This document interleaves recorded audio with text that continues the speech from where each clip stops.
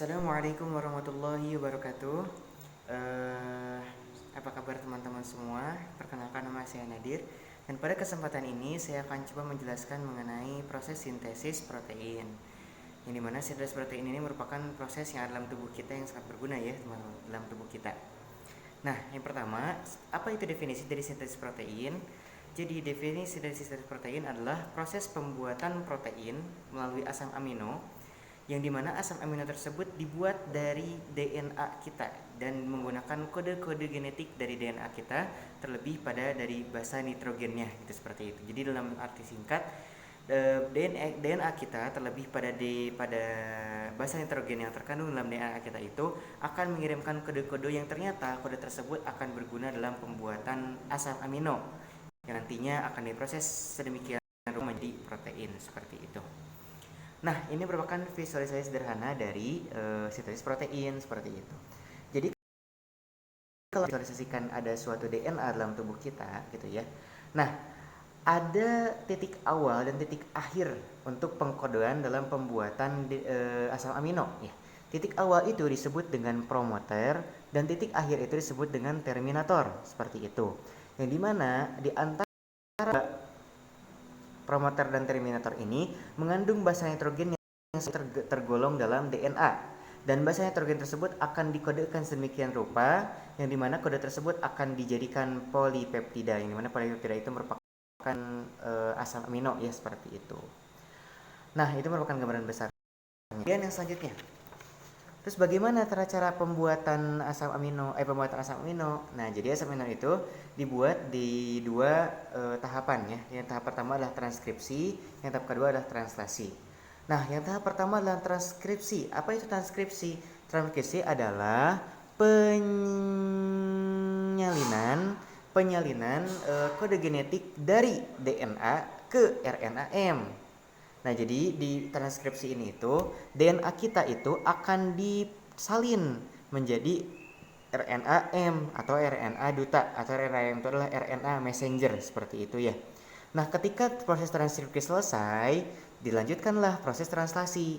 Proses translasi itu apa? Proses translasi itu adalah proses penerjemahan kode genetik dari RNA-M ya yang tadi sudah dibuat di transkripsi menjadi asam amino tadi, yang dimana asam amino itu dibuatnya polipeptida ya, polipeptida dulu gitu ya, yang dimana polipeptida itu nanti akan dirangkai menjadi asam amino seperti itu. Di mana proses proses transisi itu di inti sel ya. Sebagaimana yang kita tahu, kalau DNA itu kan tepatnya di mana? Tepatnya di inti sel. Nah, di inti sel itulah DNA itu akan ditranskripsi ya menjadi RNA-M seperti itu. Nah, di mana translasi itu di sitoplasma. Jadi ketika mRNA atau RNA-M itu sudah dibuat, ternyata RNA-M tersebut akan keluar dari inti sel dan akan menjalankan translasi di sitoplasma seperti itu. Oke, kita akan bahas satu persatu, mulai dari proses transkripsi, proses translasi. Bagaimana cara dari masing-masing cara di masing-masing proses tersebut gitu ya, seperti itu. Oke, kita lanjut ke transkripsi. Oke. Transkripsi itu terjadi di 3 tahapan atau dapat kita bagi menjadi 3 tahapan kembali ya, yakni proses inisiasi, proses elongasi, dan proses transmisi seperti itu. Apa itu inisiasi, elongasi, dan transmisi ya? Kita coba lanjut aja ya ke pembahasannya. Nanti kalau misalnya kita sudah tahu dari pembahasan ini, kita udah bisa menyimpulkan sendiri yang mana transmisi, yang mana elongasi, dan mana yang inisiasi. Oke, kita lanjut. Nah, jadi proses transkripsi ini itu adalah proses yang dimana DNA ini itu akan dibuat mRNA, ya, akan dibuat mRNA dengan bantuan RNA polimerase. Nah, seperti itu. Nah, jadi fungsi RNA polimerase pada transkripsi ini sangat penting ya, karena bisa terjadinya transkripsi ini tuh karena adanya RNA polimerase seperti itu. Nah, bagaimana peran si RNA polimerase ini? Nah, jadi si RNA polimerase ini itu dia itu awalnya belum bergabung dengan DNA ya. DNA itu masih belum ngapa-ngapain gitu, masih satu baris aja gitu. Ternyata RNA polimerase itu masuk ke promoter atau promoter ya, yang tadi sudah saya jelaskan di awal. Dia itu masuk aja ke promoter gitu ya. Dan ternyata di promoter tersebut yang awalnya kayak gini, masih memilin si double helixnya. Nah, sama si RNA polimerase ini itu si pilinan yang awalnya memilin memutar itu tuh diurai sehingga basa nitrogen yang awalnya saling bergabung ya, yang awalnya basa nitrogen itu dan antara helix atas dan helix bawah bergabung akhirnya terpisah seperti itu. Nah, itu proses inisiasi ya, proses inisiasi. Nah, karena basa nitrogennya itu sudah terpisah ya antara yang helix atas dan helix yang bawah, makanya tengah-tengahnya kosong dong, gitu kan, seperti itu.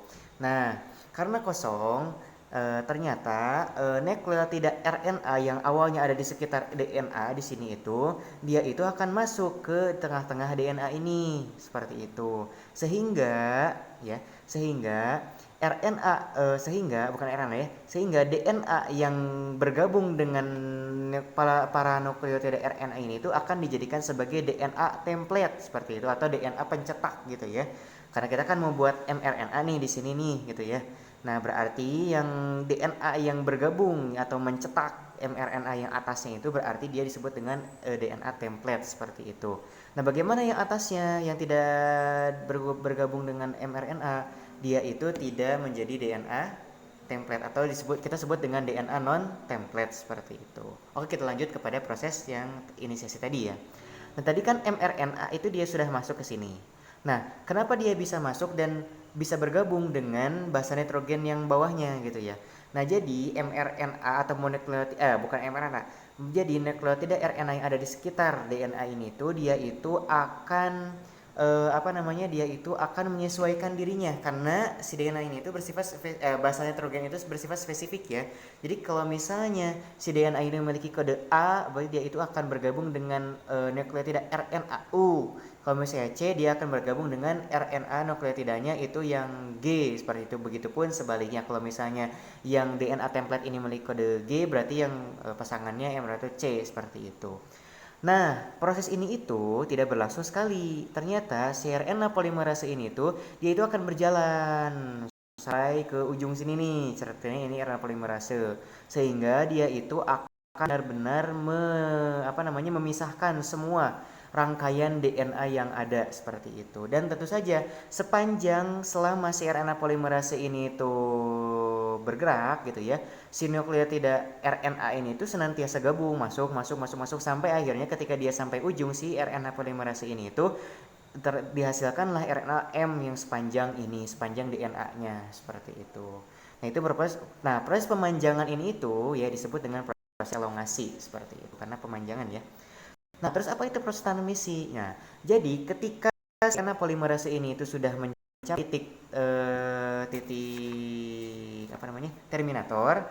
Nah, dia itu akan melepaskan diri. Nah, antara DNA, RNA polimerase dan mRNA yang terbentuk pun dia akan melepaskan diri dan itu disebut dengan proses transmisi seperti itu. Nah, jadi di proses transkripsi ini dihasilkanlah RNA M seperti itu. Itu merupakan proses sederhananya ya seperti itu.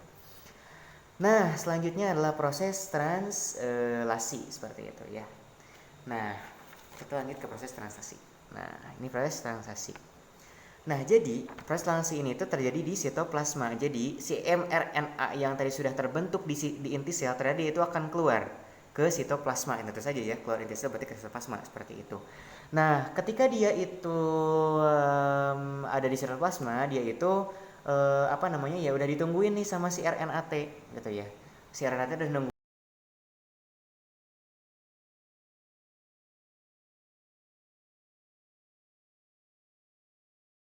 ya.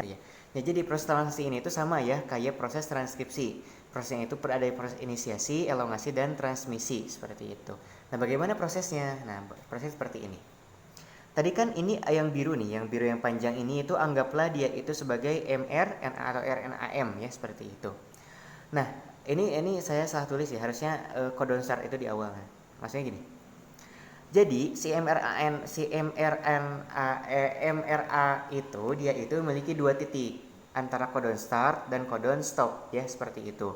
Nah, kalau codon start dia itu merupakan titik yang dimana basa polipeptida basa nitrogen yang ada pada mRNA itu adalah AUG ya. Kalau misalnya basa nitrogennya itu AUG berarti dia itu codon start ataupun titik awal dibentuknya asam amino seperti itu. Nah, begitupun yang selanjutnya codon stop. Nah, codon stop ada 3. Nah, Codon stop itu ada 3, yang dimana codon stop itu titik akhir dari proses translasi seperti itu. Nah, bagaimana prosesnya? Jadi, misalnya codon startnya di sini nih. Ketika codon start itu sudah ada, ya, codon start itu ada, dia itu AUG ya misalnya, dia itu akan didekati oleh RNA-T. Nah, yang T ini tuh saya sengaja buatnya kayak T, dia itu adalah RNA-T. Jadi mana RNA-T itu tuh dia itu membawa asam amino. Dan si RNA-T ini bersifat spesifik ya, karena RNA-T itu membawa 3 basa nitrogen, berarti akan dilaksanakanlah proses pembuatan asam amino atau polipeptidanya itu langsung 3 basa. Jadi per 3 basa nitrogen dia itu akan dibentuk satu jenis asam amino atau satu jenis polipeptida seperti itu. Nah, jadi codon start itu AUG ya tadi sudah saya sebutkan. Jadi nanti itu dia itu akan berhubungan dengan RNA-T yang spesifik. Kalau AUG berarti dia itu UAC ya misalnya seperti itu. Nah, jadi si RNA-T itu dia itu memiliki basa nitrogen nih. Basa nitrogennya itu disebut UAC yang membawa asam amino metianin ya seperti itu. Nah, tadi kan sudah saya sebutkan ya bahwa basa yang bawah dan basa yang atas itu akan bergabung. Nah, saya sebutkan aja nih. Jadi basa yang bawah itu disebut dengan kodon. Ya, ataupun kodon itu adalah basa yang menentukan asam amino apa yang akan terbentuk, gitu seperti itu. Nah, pasangannya ataupun basa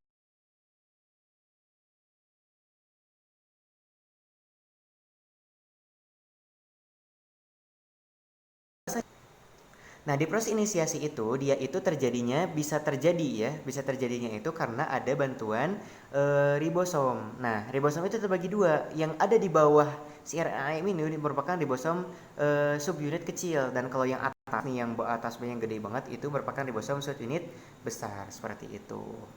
Nah, itu merupakan proses inisiasi, yakni si RNA-T itu membawa asam amino yang spesifik ya, yang spesifik karena bersifat khusus ataupun sudah terspesifikasi tergantung basa nitrogen di bawahnya, yaitu akan membawa asam amino dan berhubungan dengan kodon yang sudah dibawa oleh RNA-M seperti itu.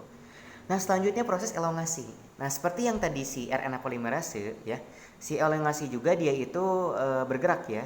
Ada suatu hal yang bergerak ya. Kalau yang tadi itu geraknya itu adalah nukleotida adalah RNA polimerase. Nah, kalau ini bergeraknya itu adalah si ribosom ini gitu ya. Nah, jadi bagaimana prosesnya? Nah, seperti yang sudah saya tuliskan di sini nih. Jadi ribosom itu memiliki 3 ruang. Ada E, ada P, ada A. Ya, seperti itu. Nah, jadi si ribosom ini tuh akan bergerak ke sini, bergerak. Sehingga yang tadi si kodon yang awalnya itu dia itu ada di ruangan A, dia itu akan ada di ruangan P gitu nih. Jadi si P-nya itu di ke sini gitu. Nah, si A-nya juga ke sini. Jadi si awalnya kodonnya awalnya di A itu, awalnya kodon yang ada di A itu jadi dia itu ada di P gitu seperti itu. Nah, ketika si P ini tuh yang ini tuh pindah ke sini ya, seperti itu. Ternyata berarti yang awalnya apa namanya? Yang awalnya apa namanya? Gitu. Maksudnya teh, jadi maksudnya yang A itu ke sini, yang P ke sini. Nah, ternyata barisan sebelumnya itu ataupun yang awalnya ditempati oleh A itu, oh jadi nih.